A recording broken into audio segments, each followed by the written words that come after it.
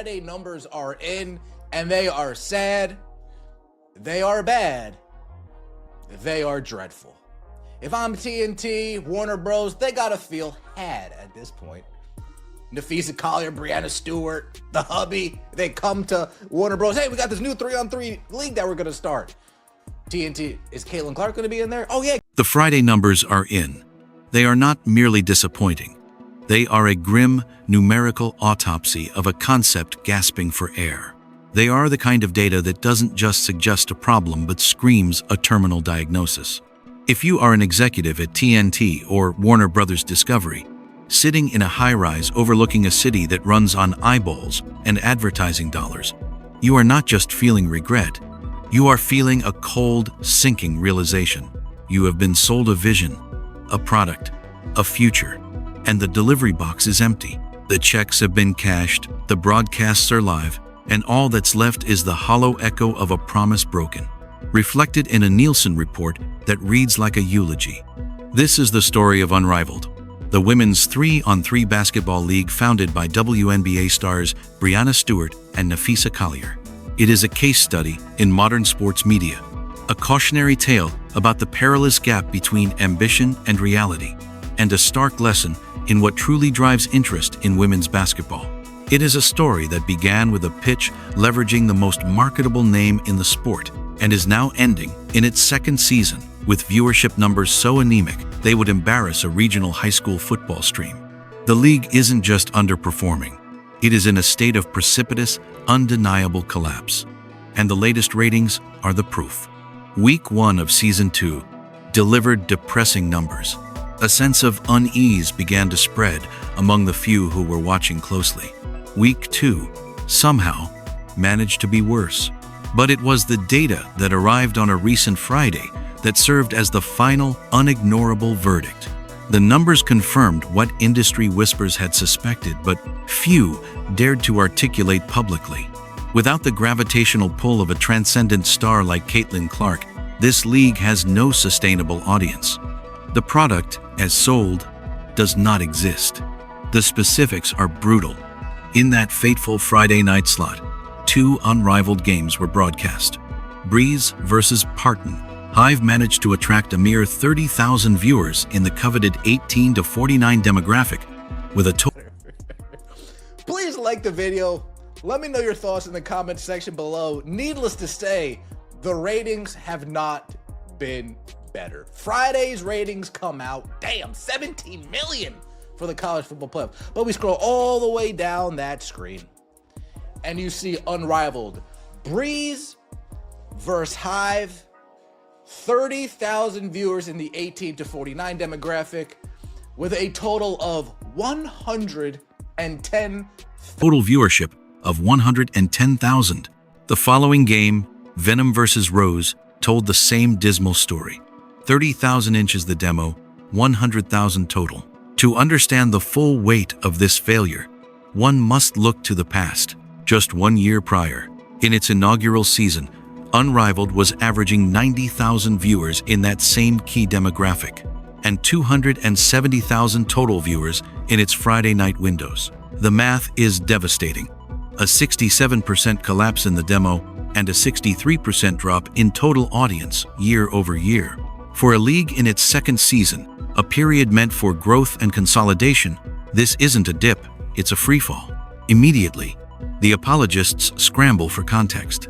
The elephant in the room was the college football playoff, specifically the Oregon versus Indiana semifinal, which drew over 17 million viewers.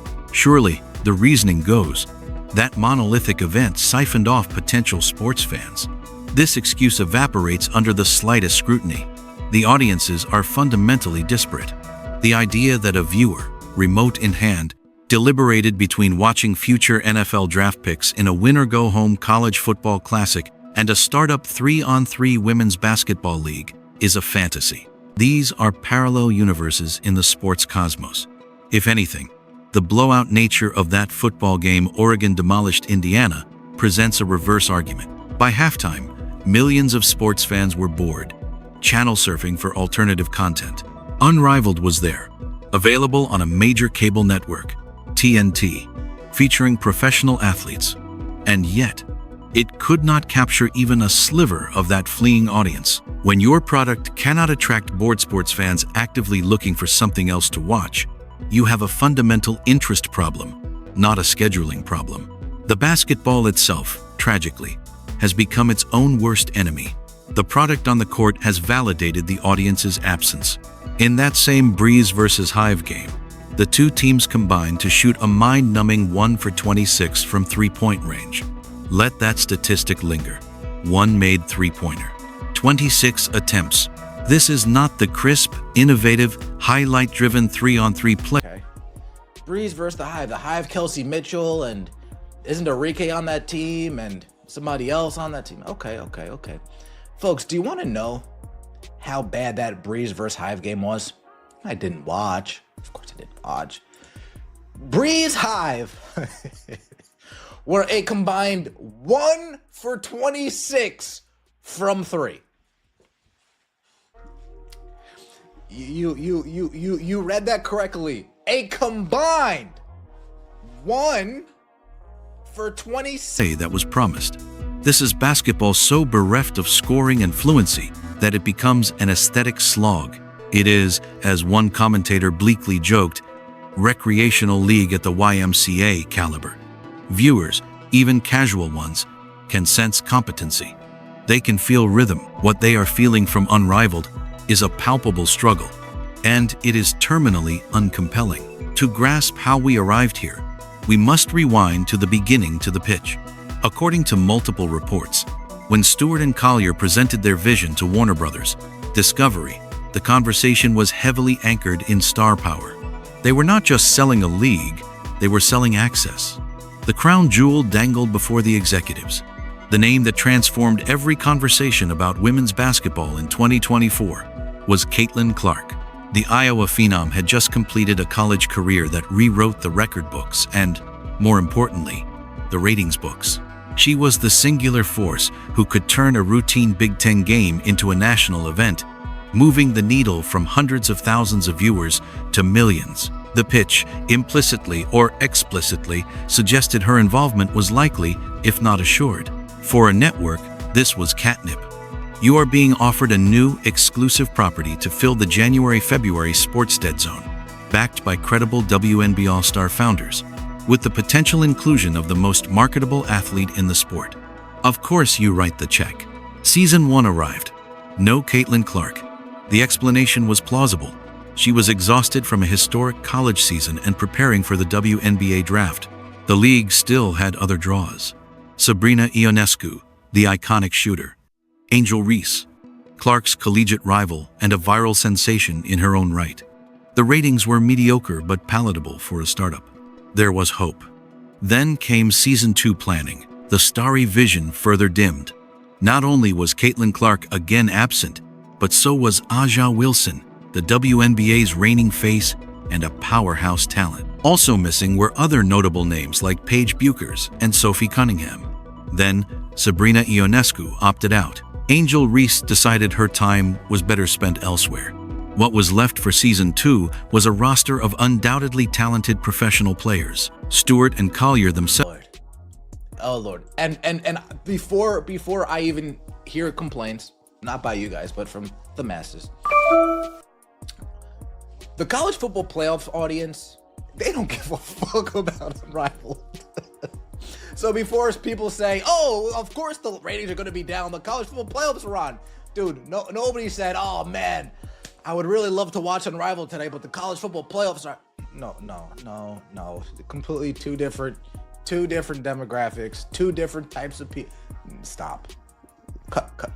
Cut it out. Shout out to Joey Gladstone. It ain't happening. It ain't happening. Maybe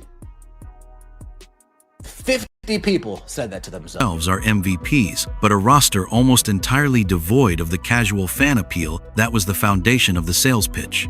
The executives who signed the deal were now staring at a product that bore almost no resemblance to the one they thought they had purchased.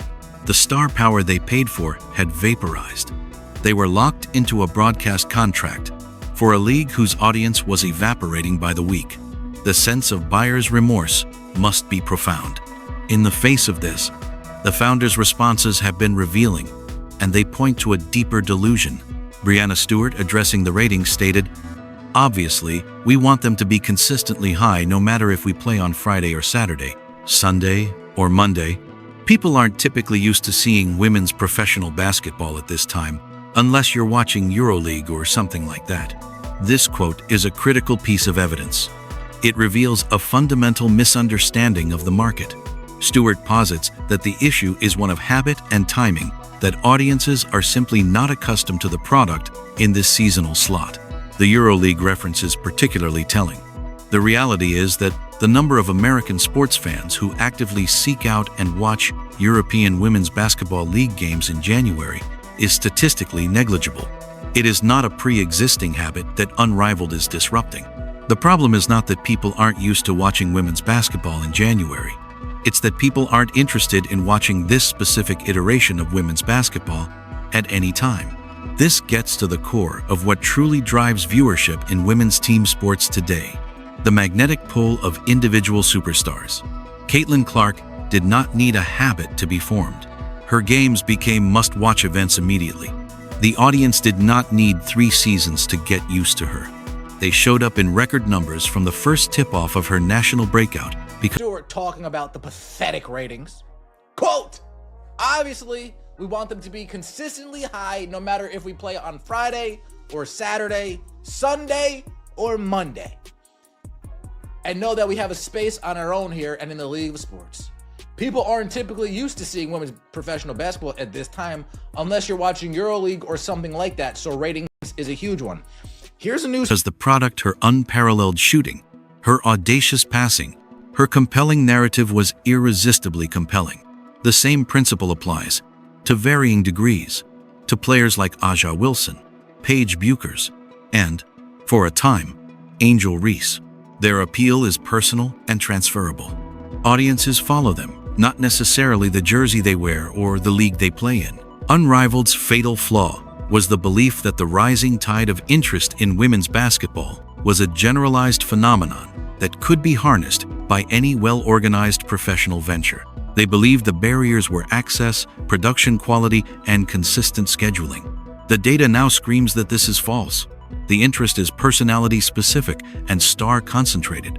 You cannot build a league on the promise of star power you cannot deliver. No amount of slick production on TNT can manufacture public fascination with players. The public has largely decided it does not want to watch in this context.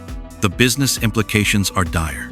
While the exact figure of TNT's rights fee is undisclosed, it is reliably reported to be in the low 7-figure range annually. For a network, this is a calculated risk on a new property.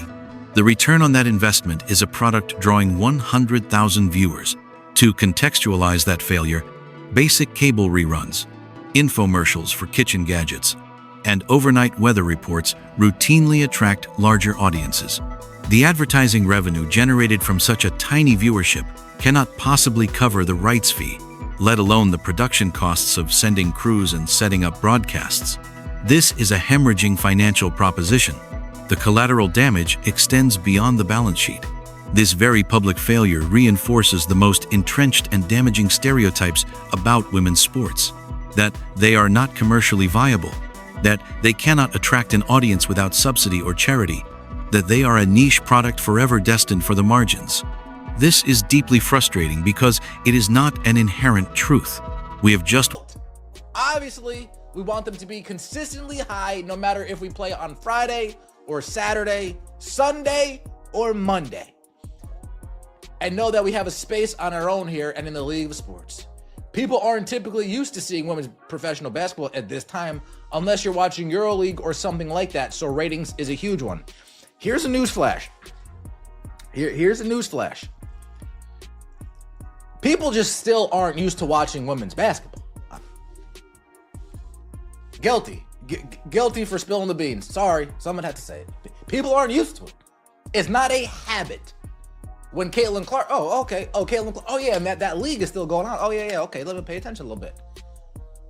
But it's not a habit. It's not a habit. Oh, the WNBA season starts here for casual fans? It ain't no habit. Cut it out, Bree. Witnessed women's basketball shatter viewership records. But the lesson of Unrivaled is that the viability is conditional and fragile. It is tethered to the presence of a rarefied class of superstar who can transcend the sport itself. Without them, the ecosystem remains perilously thin. Why didn't those stars participate?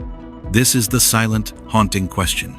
Caitlin Clark has never detailed her reasons for declining. Smart speculation points to a desire for off-season rest, injury avoidance before her crucial second WNBA season, and perhaps a shrewd brand protection instinct. Aligning herself with an unproven, risky venture could dilute her value or unfairly saddle her with the blame. If it failed, a blame she is now conspicuously avoiding. The other absent stars likely made similar cost-benefit analyses. Their decisions, while rational for their individual careers, stripped Unrivaled of its very raison d'etre. The league's weekend then descended from tragedy to farce. News emerged that a South Florida physician's assistant was arrested for trespassing at an Unrivaled event in Medley after refusing to leave. The individual allegedly offered a police officer $5,000 to drop the charges and was found with suspected cocaine. While wholly separate from the league's operations, the incident became a darkly comic metaphor. The joke wrote itself. The basketball was so boring that a fan needed... Unrivaled hit the news this weekend. And not for anything good either. Just a little thing I got for you. A South Florida physician assistant was arrested for trespassing after refusing to leave an Unrivaled basketball event in Medley. Allegedly offered a police officer up to $5,000 to drop the charges and was found with suspected cocaine. Damn, you need some cocaine to get through these Unrivaled games? Damn.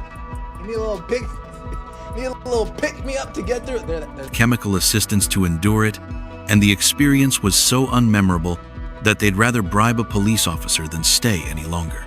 It was a headline that perfectly encapsulated the league's descent into irrelevance and chaos. So, what does this mean for the future? For Unrivaled, the path forward is nearly invisible. The most likely scenario is that TNT, contractually obligated for this season, fulfills its commitment and then swiftly declines any option for a third season. The league may attempt to find a smaller, streaming-focused home with drastically reduced rights fees, or it may fold altogether. Its legacy will be that of a cautionary tale. For Breanna Stewart and Napheesa Collier, the hit to their credibility as entrepreneurs and advocates is significant. They sold a vision that they could not and perhaps never could realize. Future ventures they propose will be met with intense skepticism and harder questions. They will be asked to prove the star commitments up front, to provide realistic audience projections, and to demonstrate a more nuanced understanding of the media landscape. For the WNBA, Unrivaled's failure is a double-edged sword. It eliminates, for now, a potential competitor that could have given players leverage in salary negotiations. The dream of a rival league bidding for top talent is, as of today, a fantasy. This consolidates the WNBA's power. However, it also underscores the league's own persistent challenge. Its economic health is still disproportionately reliant on a handful of marketable stars. The urgent task for the WNBA is to continue building its institutional brand so that its platform, and not just its transient stars, holds enduring value. For women's basketball at large, the lesson is painful but essential. The sport's commercial growth is not a smooth, inevitable upward curve. It is a spiky graph dictated by stellar personalities. Building a sustainable future requires a two-pronged approach, continuing to cultivate and market those once-in-a-generation talents like Clark, while simultaneously doing the hard, unglamorous work of building deeper fan connections with teams and the league itself, so that the foundation does not vanish when any single player steps away. The final, uncomfortable question is one of accountability. Should Stewart and Collier be held responsible for what appears, in hindsight, to be a fundamental misrepresentation? This was not merely optimistic projections falling short. This was building a financial and broadcast model on the implied presence of stars who were never on board.